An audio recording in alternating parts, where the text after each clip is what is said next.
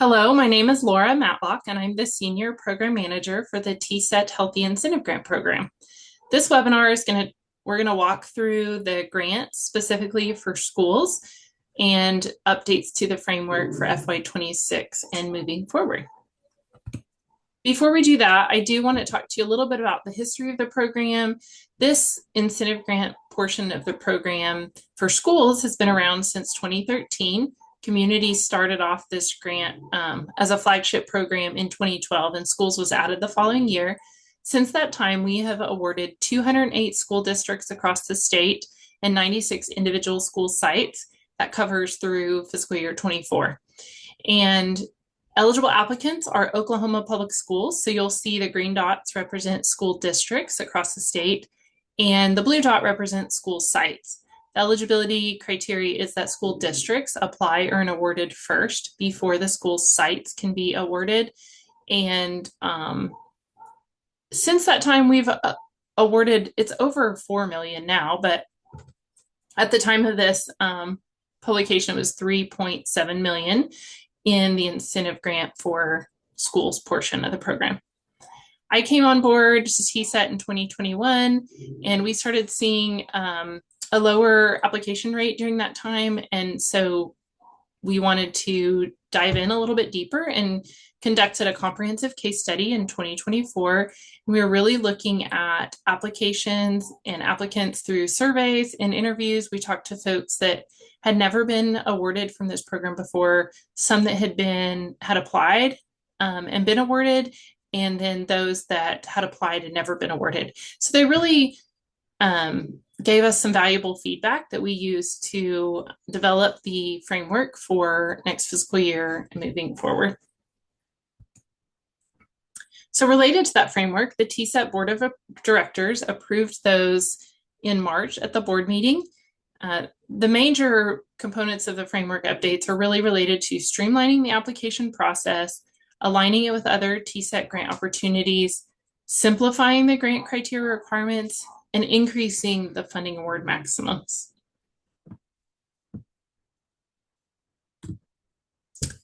Before the applications open, you will be required to create a login and password with our Salesforce platform. It's a new grants management platform that all TSET applications and grants will be going through. You can find this by going to our website and looking at the funding portal link in one of the top parts of the menu. Registration is required, so if you haven't already done that, you can do that now. If you haven't done it or not sure how to do it, there is great direction on the website that gives you guidance and a video tutorial on how to create that login and password.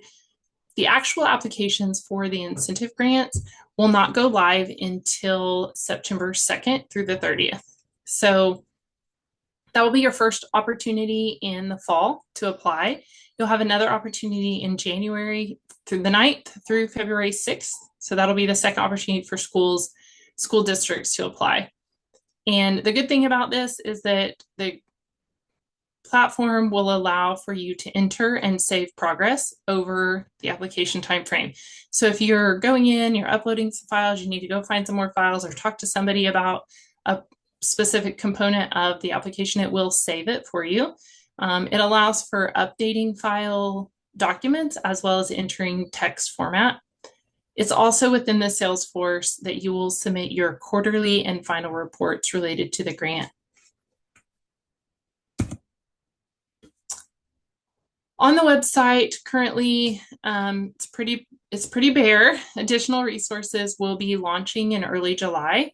We will include a detailed guidance document, frequently asked questions, and some additional pre-recorded videos and audio tools that will kind of outline some of the information that we're going to share in brief during the next few slides.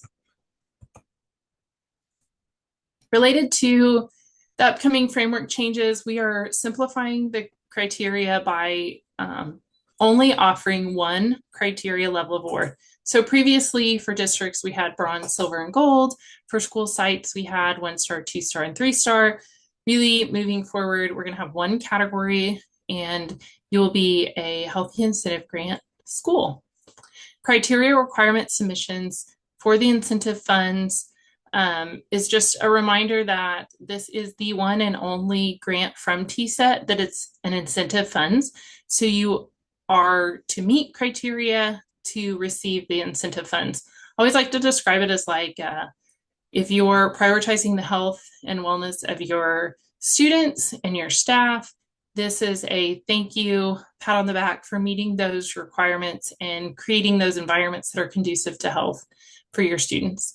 So therefore, there's no match or reimbursement requirements related to this incentive grant. It is a project-based award amount, so this is something new that we've included for FY26. There will be an up to maximum amount allowed per district enrollment. You will be asked to create and submit a project plan and a timeline. Remembering that the grant applications are awarded, you have 1 year after the award to spend the funds on the project and to get the project completed. So when you consider submitting your timeline, keep that in mind. These are projects that are to be completed within 1 year of award. And then within the application, you'll also submit the detailed funding request amount. So if you're planning to spend the money, $46,000 to playground equipment at the elementary school, you will put that in those details. We're going to add a slide and some swings and some mulch and some boundaries, and that's kind of will total that 46,000. You will be asked to submit those documentations with your application. So as it relates to award maximum, historically, we have had maximum amounts set based on your district enrollment. And those caps have been removed. So there's no maximum award amounts from this point going forward. You will, though, be looking to apply, kind of the last bullet on here says that you will be eligible to apply as a school district once every 3 fiscal years. So that allows us to update and change criteria every few years to meet with the best practice and any kind of new state or federal laws that are put into place around the work that we do. Starting in FY26, we are also cleaning the slate. So that map I showed you of the awards that have been given across the state, historically, those were important to know based on what you would be eligible for remaining funds. We are actually wiping the slate clean and starting fresh. So all Oklahoma public school districts will be eligible to apply in FY26. And then in FY27, that's when we'll open up again school sites to be eligible to apply. Because remember, the criteria is that school districts must be awarded first before school sites can apply. So since we're wiping the slate clean, school districts will have to apply first in FY26, and then whatever districts were awarded, their school sites can apply in FY27, and then moving forward, it will be open and available for both school districts and school sites. So how much funding are you eligible for? We really listened, and the board was grateful to hear the need and to meet the communities and the schools with that need based on the request and the information gathered from the case study. So if your district has less than or equal to 2,000 in your enrollment numbers, and we base these enrollment numbers off of the latest report from the State Department of Education. So if you have less than 2,000 students, you're eligible for up to 50,000. If you have more than or equal to 2,001 students, you're eligible for up to 80,000. So that's really narrowing the gap and allowing for additional funding for some of the smaller and rural schools across the state, but also acknowledging that the larger districts have those funding needs as well. And so there's your maximum funding amounts for school districts. And then again, beginning in FY27, your school sites will be eligible to apply. If you have less than or equal to 600, each individual school site is eligible for up to 25,000. If you have more than or equal than 601 students, you'll be eligible for up to 40,000. That's each individual school site within the district, independent of each other. So let's just look at Oklahoma City Public Schools. They could apply at the district level in FY26 and be awarded up to $80,000. And then each individual elementary, middle, and high school site within the Oklahoma City Public School District could apply. Same for another smaller district. Even if you're K-8 or a quick K-12 school, you can apply for the district funding in FY26 and then turn around. Individual sites can apply for school site grants in the future. More of those details will be lined out in the guidance manual that you'll see on the website in FY27. I mean, in July. So what are the criteria requirements? We're looking at two things here on this slide. The first one is the promotion of the Healthy Youth Initiative and or Shape Your Future. You can go to those website links and see what that consists of. The goal of these promotions and sharing this information is that these are free resources that TSET provides for the citizens of the state. So we just ask that you share about these resources to your audience of your school family, so your school staff, your students, and even your community at large. So how you submit and meet that criteria is that you tell us how you're promoting these things, whether it's posting it on your website, sharing it on your socials, posting posters in your classrooms, in the cafeteria, etc. So you will submit proof, so documentation and or text to tell us how those things are happening. The third criteria is related to the district wellness committee meetings. So the criteria is that you have 2 meetings within the last 12 months prior to the application's opening. So if you're applying in the first round in September, those 2 meetings would have had to occur within the 12 months prior to the application opening in September. Should be made up of a diverse stakeholders across your school district. So if you can include maybe a teacher, a support staff, a principal, somebody on the leadership team or administrative team, maybe a PE teacher, child nutrition staff, etc. And then we don't have a specific checklist of who all should be a part of that because it varies depending on the size and the grade band of your schools, of your school district. What's required is that you submit documentation of your meeting agendas and minutes. So we want those to be signed and dated. Make sure you have the dates and that the meeting agendas, that you have a sign-in sheet showing who is in attendance, not just a list of those on your wellness committee meeting or group team, but those that are that were in attendance at the meetings for which you've submitted the agendas. And finally, we have the criteria requirements related to 24/7 tobacco-free policy. That needs to be 100% comprehensive policy that meets criteria. Those documentations will be available in early July with the guidance resources.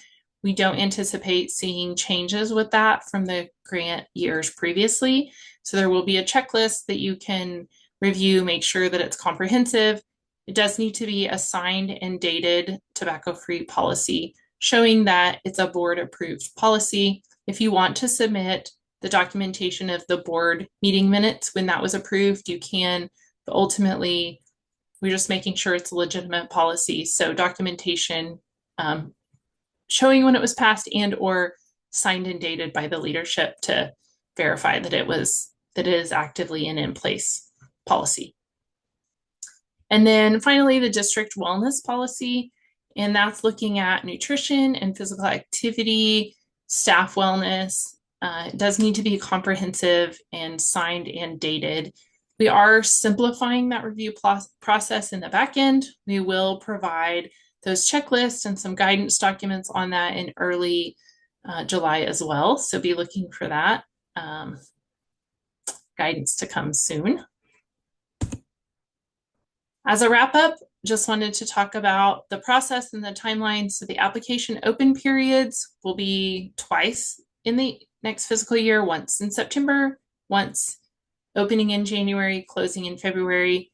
The board meeting months for when these applications will get approved is in in parentheses. So if you apply in September, it will go to the November TSET Board of Directors meeting.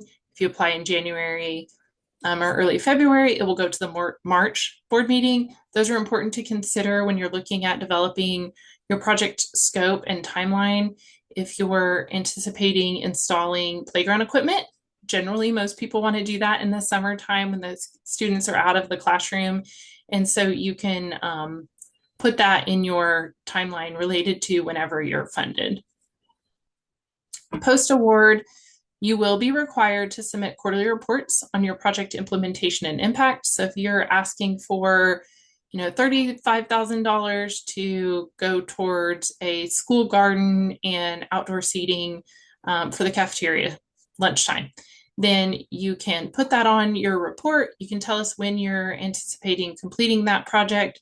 And then when the project is complete and the money's been spent, you will submit a final report that has to be completed within 1 year of award. So I think that's all until we can get the information posted on the website with more details. If you have any questions after seeing this and want some more detailed response, please reach out to us via the HIG questions form. So you can find that on our website, tset.ok.gov/incentive grants. And you can scroll to the bottom. There's a question section and it says submit questions on the question form. If you'll click that, fill that out, we'll get back to you within 2 to 4 business days. So thank you so much. I appreciate your time today, and I look forward to seeing your application soon. Thank you.